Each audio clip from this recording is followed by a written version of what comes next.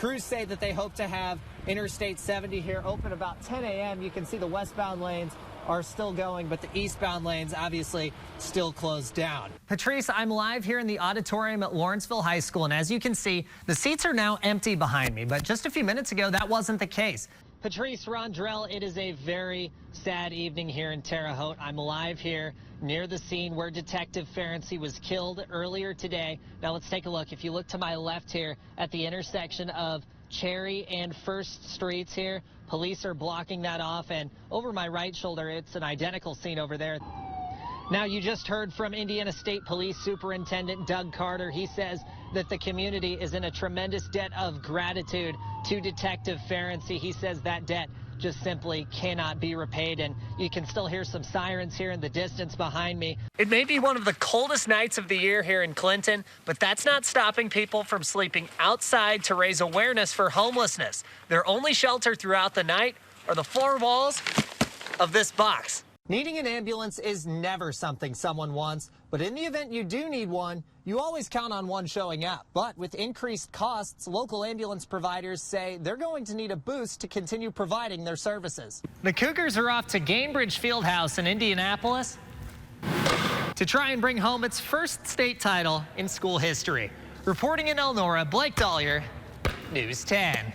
Rondrell, I don't know about you, but every time I've had to fill up my vehicle, it's just been a complete pain because it's been so expensive. A prime example was yesterday. I went home and visited some family, and take a look at this. This receipt that I got has a number on it that's a little bit bigger than I would like to even admit. So if you've been going to the pump and going to fill up your car, you've probably felt that pain as well.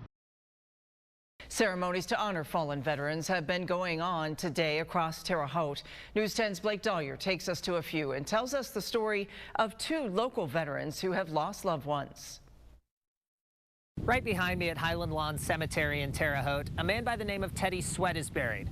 Teddy was tragically killed while fighting in Vietnam, but now his legacy is kept very much alive by his brother Everett. Things will never be the same for Commander Everett Sweat Jr., whose brother Theodore, or Teddy, was just weeks from coming home when he was killed in Vietnam. Everett told him to finish his final 3 months overseas so he'd be able to come back and play college basketball. It's a decision that lives with him to this day. I blame myself at times that I caused him to die. Because I told him to stay. So, I cry sometimes. Many other veterans feel similar pain. VFW Quartermaster Daryl Knight lost his wife's son in Iraq. He and Sweat always have their loved ones in their hearts. Everything that I do is with him in mind. But then I do it for a lot of veterans in mind. Sweat feels as if veterans like himself and his brother don't get the same salute to service they once did. Hey! Ready, Seem like people have a problem with the veterans. You know, veterans have it hard. But even in the hardest of times and the biggest of heartaches, Sweat says after all his family has been through, he's able to take days like Memorial Day to reflect. Memorial Day is special. Should be special for every American citizen in the United States of America. It should be special for them. Sweat says the best thing you can do on Memorial Day is honor those who have fallen in battle. Reporting in Terre Haute, Blake Dahlier, News 10. Nice story. They are tasked with saving your life in an emergency, but they say they need more resources. Now, a proposed Indiana law could help them out. Good evening, and thanks for joining us. Ambulance services in Terre Haute say cost increases are making their jobs more difficult. Now some legislation is heading to Indiana Governor Eric Holcomb's desk. News 10's Blake Dahlier tells us how this can keep ambulance services available in the event of an emergency. Needing an ambulance is never something someone wants, but in the event you do need one, you always count on one showing up. But with increased costs, local ambulance providers say they're going to need a boost to continue providing their services. When you hear the sirens and see the lights coming down the road, someone is usually in need of help. But TransCare Ambulance CEO Russell Farrell says even their services come with a price tag. You can't start an ambulance for $95, let alone transport and pay all the other expenses that go along with it. Medicaid reimbursement rates for ambulance service providers that would help TransCare in situations like these haven't been updated since 1976. House Bill 1112 would update those rates so companies like TransCare would get better compensation. That's something Farrell says needs to change so TransCare doesn't find themselves backed into a corner and unable to help those in an emergency. With the cost of fuel today, as we're all griping about and complaining about, even before that, the cost of fuel, let alone the labor rates that go on to take care of our industry and take care of our employees and do the things that we do, it is many, many, many years past due. TransCare is the largest ambulance provider in the state of Indiana, and Farrell says he thinks if House Bill 1112 is signed, it could bring his company around $300,000 of support. This is something Indiana Senator John Ford, who sponsored the bill, says he hopes to be able to provide to local ambulance service providers. This is just one of the steps that we can do to help them and support them in what they're trying to offer our community. Farrell says this won't cover every expense they have, but he's grateful for the little bit of money they could get. It's really minuscule money. That's not a complaint. That is just saying that it's a big shot in the arm and we appreciate it, but there's still a lot of work to do. TransCare says they do expect Governor Holcomb to sign House Bill 1112 into law. They say it's common sense legislation that, if passed, could help Hoosiers in need. Reporting in Terre Haute, Blake Dahlier, News 10. On Wednesday, a student from North Vermilion High School was killed in a car crash.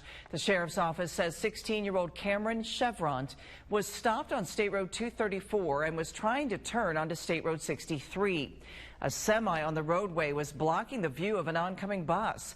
As Chevront pulled across the southbound lane of State Road 63, he was immediately hit by the bus. Now, following the death of Chevront, Vermilion County leaders have sent a letter to the Indiana Department of Transportation. They're asking for steps to be taken to make that intersection safer. News 10's Blake Dahlier tells us what they'd like to see done. After the tragic death of a 16-year-old North Vermilion High School student, county commissioners are calling for action and changes here at the intersection of State Road 63 and State Road 234. Vermilion County Commissioner R.J. Donovan has sent a letter to INDOT and other state officials.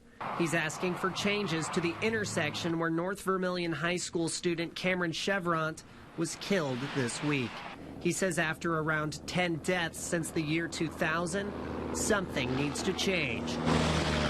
INDOT, I feel, has failed in the last 30 years to provide any meaningful improvements to the intersection. INDOT said in a statement they would like to extend its condolences to Chevront's family. They say prior to the incident, they'd spoken with Vermilion County commissioners about dual ground-mounted warning signs and LED stop signs. But Donovan doesn't believe that will be enough and that a better solution would be a traditional stoplight. He says there's no excuse for what happened. That 16-year-old just got his license and, had his whole life in front of him. Our North Vermilion community, our community here in Vermilion County is feeling a tragic loss. Donovan says the intersection has a bad reputation. We should feel safe. Our students should feel safe at that intersection, and tragically, they just don't. I don't use that intersection, because I'm afraid of what might happen. He also says Vermilion County may not be one of the state's larger counties, but is facing one of the state's largest problems. It's just horrible. For us, it's how many more lives are going to have to be taken from our community before the state of Indiana steps in. County commissioners say they'd like to see these changes come into play as soon as possible. Reporting in Cayuga, Blake Dahlier, News 10. We're continuing coverage on a crash that killed a 16-year-old North Vermilion High School student. You can see a map of where that happened on your screen. That student was Cameron Chevront. Nearly 10 other fatal accidents have happened at that intersection since the year 2000. Now, community leaders are speaking up. They say right now the intersection needs more safety measures. News 10's Blake Dahlier is continuing to follow the story we first told you about last week. Right now, the intersection of State Road 63 and State Road 234 in Vermilion County is just a two-way stop. But after a tragic car crash that took the life of a 16-year-old Vermilion County high school student just last week, county commissioners are demanding a stoplight be put in place so the situation never happens again. At State Road 63 and State Road 234, you'll notice there isn't a sign marking that cross traffic doesn't stop. Oftentimes, cars get trapped in the median. NDOT's proposed measures to add more LED lighting and signage isn't enough to please Vermilion County Commissioner R.J. Donovan. All these here, to me, are nothing but Band-Aid fixes. You know, this intersection in 30 years has not seen massive improvements, and even after this crash, they're not talking massive improvements. Donovan says around 10 people have been killed there since 2000. He says after the death of 16-year-old Cameron Chevrant last week, he won't be satisfied until a stoplight is up. But NDOT says there isn't enough traffic to put one up. I don't even think they came close to the minimum requirements. So that being said, traffic volume is very low in this intersection compared to others. Donovan wants NDOT to come to Vermilion County and hold community forums to hear taxpayers' concerns. NDOT says they'd be open to the idea, but they have no dates for forums set up. And we are in talks with city commissioners, city leaders. We are aware that the public would like some sort of input session. So that all of that is under consideration. Now, I'm not sure what it's going to take for them to listen. You know, and I don't want to stand back and wait for another fatality to happen and then go, yeah, maybe that stop line wasn't enough. Commissioners aren't the only ones calling for changes at this intersection. Over 5,000 people have signed a petition asking for similar changes. Reporting in Cayuga, Blake Dollier, News 10.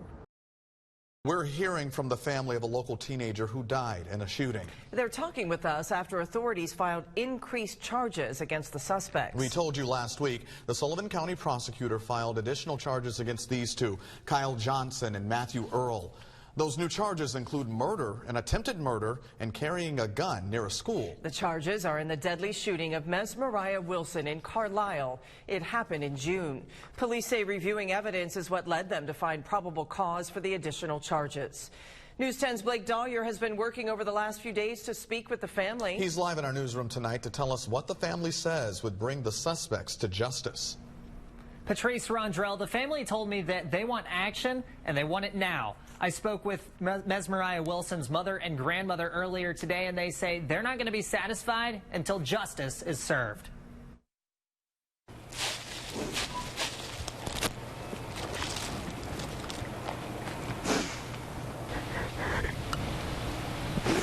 Mandy Wilson set up a memorial where her daughter Mesmariah was shot and killed. As you can imagine, visiting it makes her emotional. She says she feels a void in her heart that will last forever. She was my everything.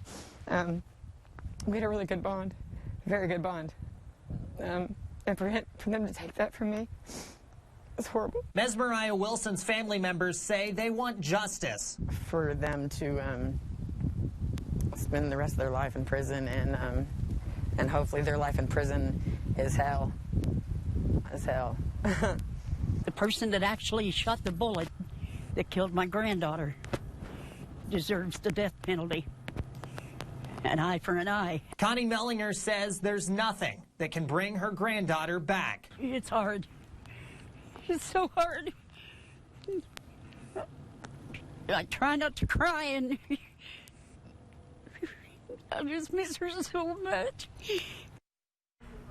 Earlier today, I spoke on the phone with the Sullivan County Sheriff's Office, and they told me that the initial hearing for Matthew Earl will be tomorrow at noon. Reporting live in the newsroom, Blake Dollier, News 10.